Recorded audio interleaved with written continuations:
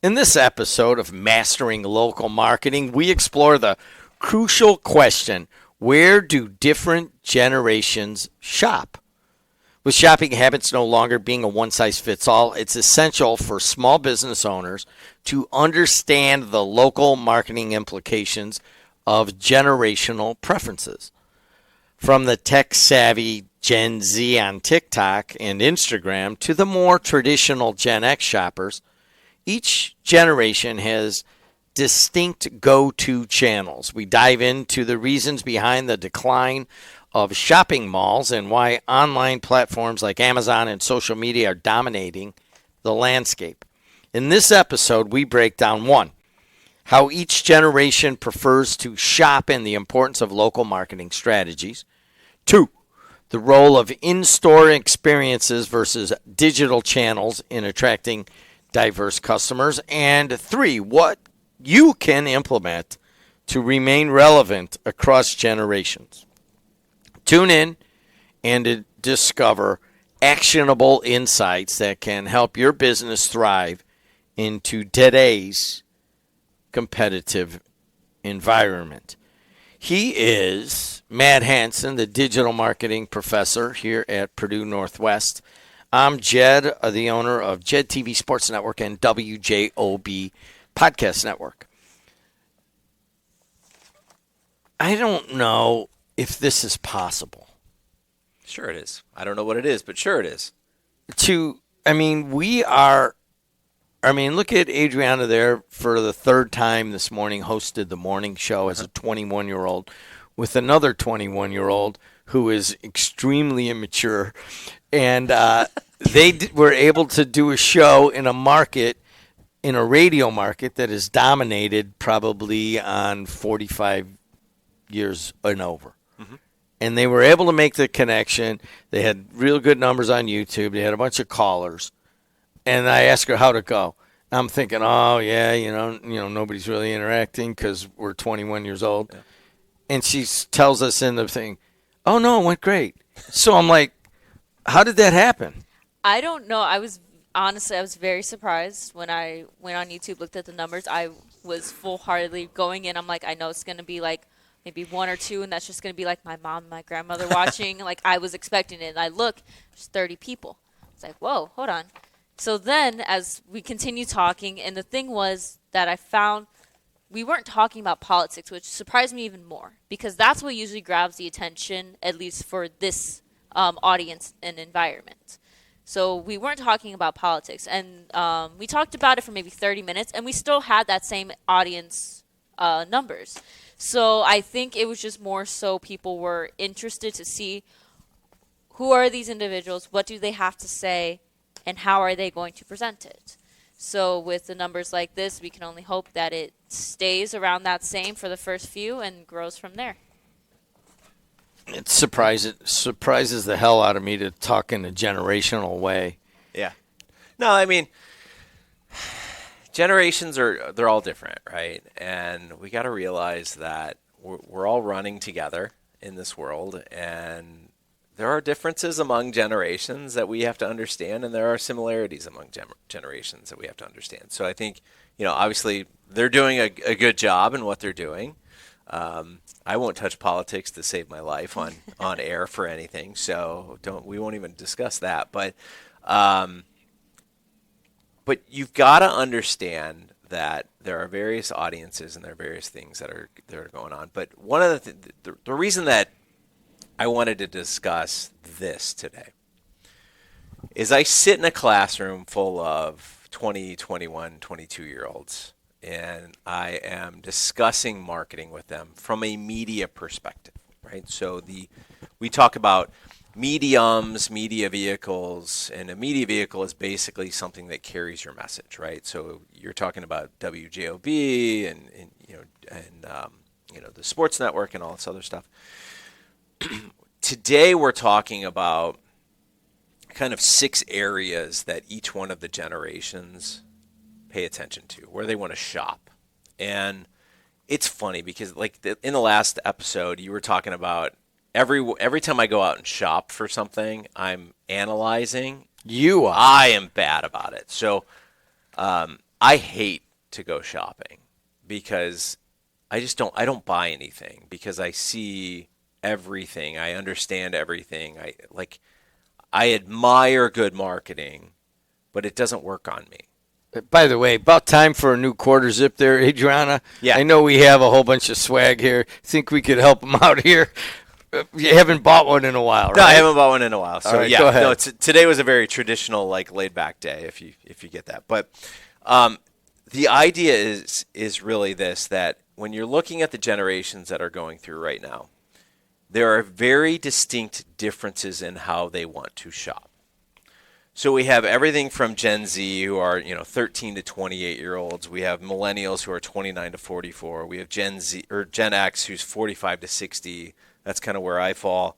And then we have baby boomers, 61 to 79, right? So they're very, very different in their processes here.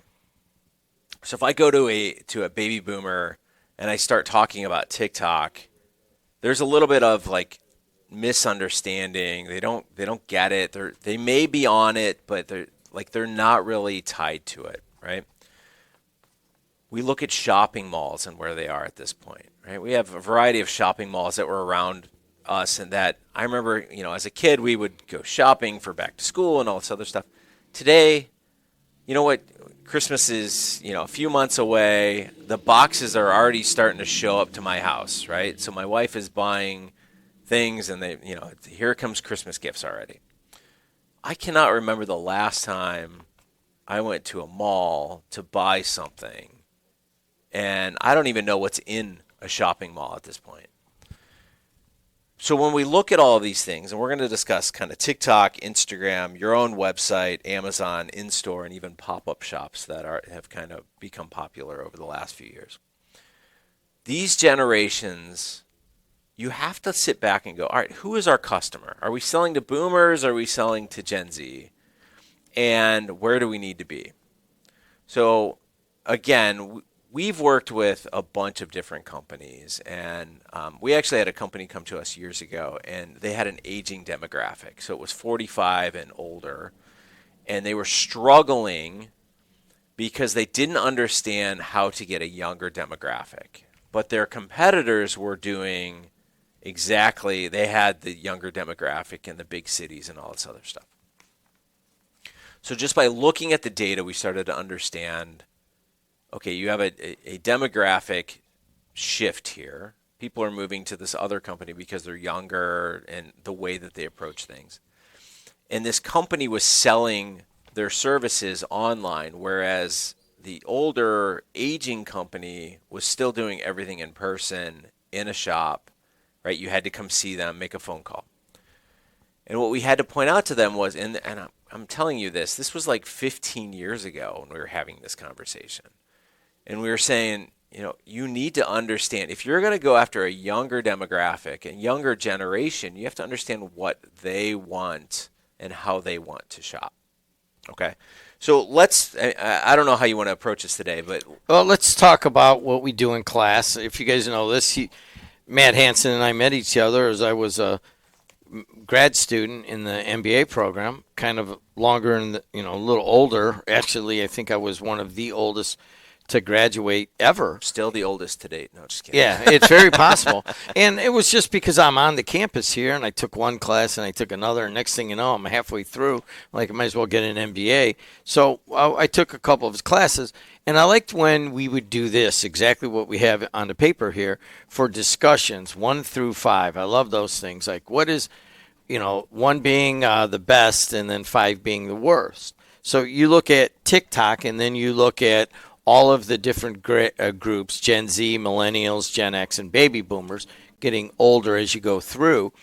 And you say, all right, well, which age grouping, is more appropriate for TikTok? Right. It's pretty easy to fill this one Of out. course. Is 1 for Gen Z, which is 13 to 28, and it's 5 for baby boomers, and it kind of just gradually goes up. But TikTok is almost exclusively dominated 13 to 28. Yeah. Although, you might have some onlookers and stuff, but that's where their main That's what they want, is that group. And that if you want to reach people and you want to advertise, that's where you would go. Yeah, TikTok is making millionaires across the world in the shopping realm. And those that understand what's going on are taking advantage of it. So TikTok has actually become the search engine for this early generation, right? That's where they go for their information. They spend countless hours on it, and they're constantly shopping on there. When you start talking about an older demographic, such as a Gen X or a baby boomer, like, I get it, but I would rather go to an Amazon to buy the product than trust something that I'm getting through TikTok. And this, in my own household, it's funny because my wife is a couple years older than me, but we still fall within the same generation.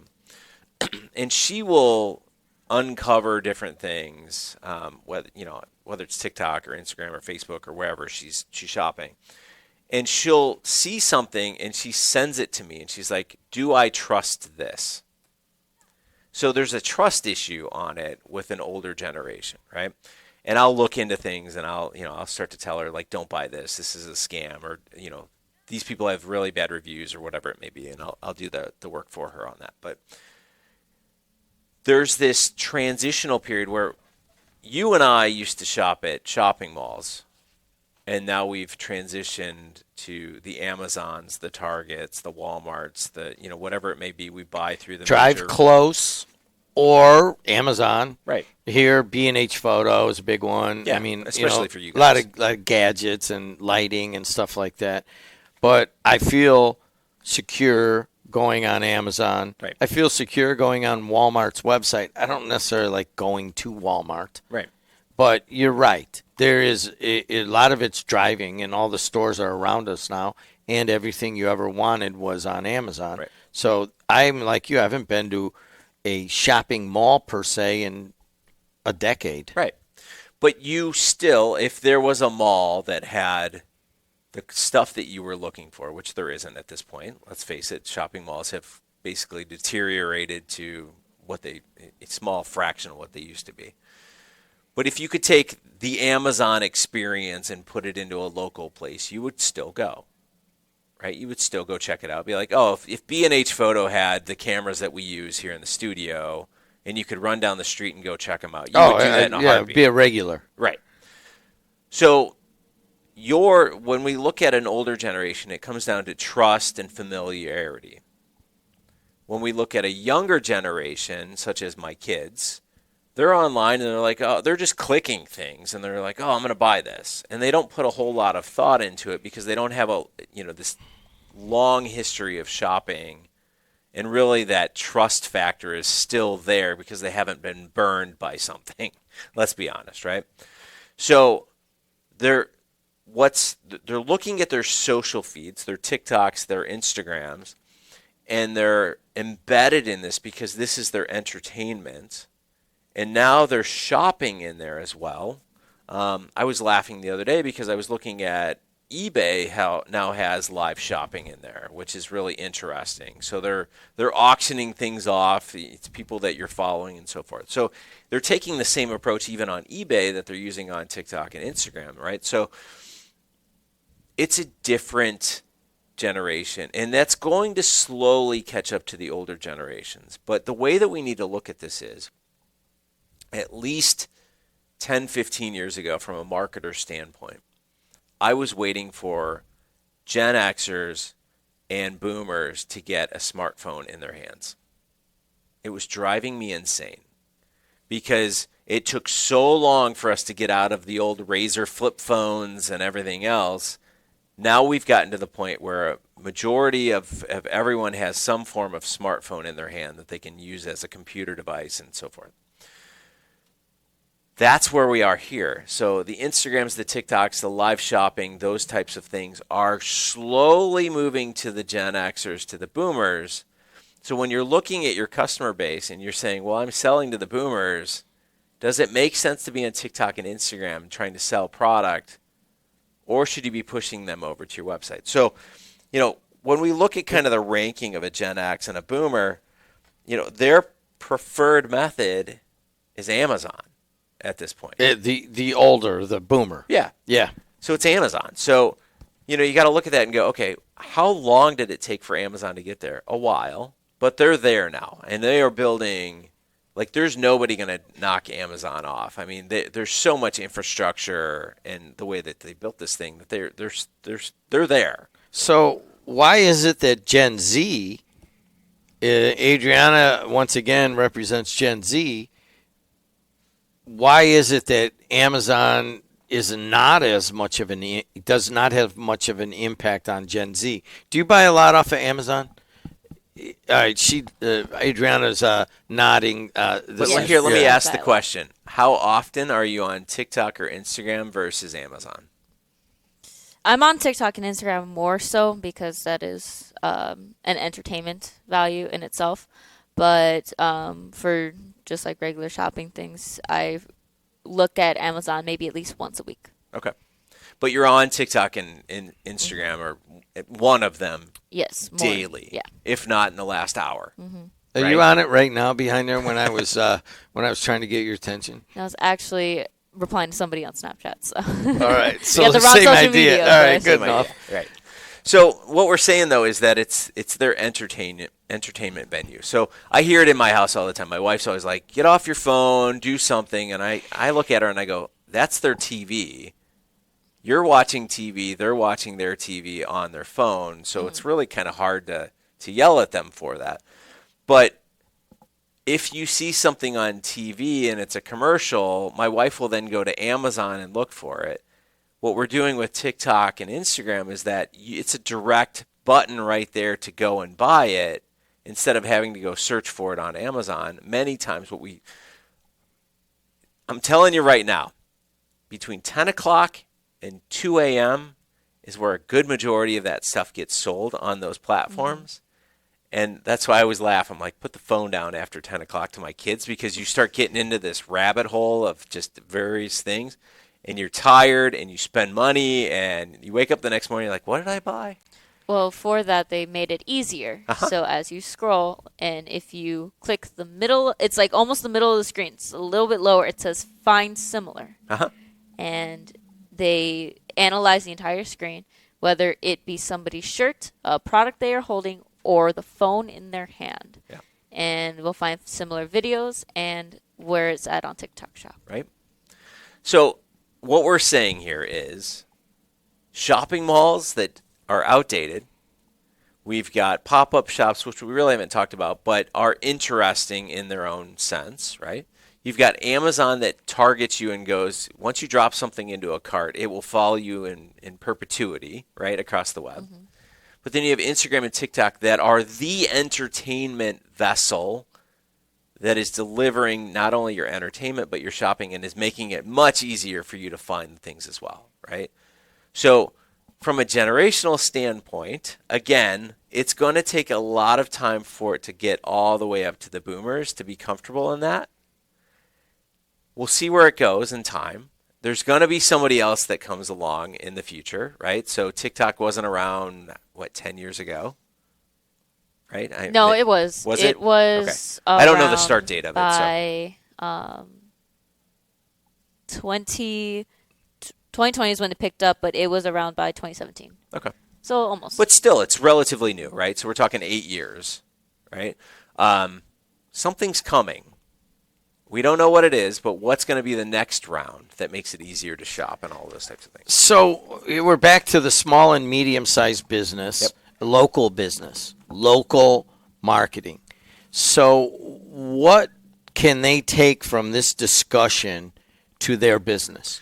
Basically, look at your customer base. Who are you going after? Are you going after an older demographic? Are you going after a younger demographic? Or if you're going after all of them, you have to understand that there are certain preferences. So many people will say, well, we want to go younger. Okay, that's great. Then you start to look at, the millennials and the Gen Zs of the world. Amazon, when we look at our data here, Amazon is number one for everyone but the 13 to 28-year-olds. So are you selling anything on Amazon? Yes, no, I don't know. That's entirely up to you if you want to go down that rabbit hole, right? But when we start to look at websites, that becomes number 2 for the millennials and the Gen Xers, right? It kind of works as well with the baby boomers. So, again, it's the Amazon's, your own website, trusted types of things. So you have to look at it and go, okay, well, are we going to get into e-commerce? E-commerce has become relatively easy these days. When I first set up my first e-commerce site, I had to literally hard code all the tax rates into every single order, including the ones that varied based on counties. That was always fun. Today, you can just go out there and get Shopify. It does it all for you, and you don't have to worry about it. It will actually take care of the tax. You were hard coding county tax rates? Hard coding tax rates into the checkout.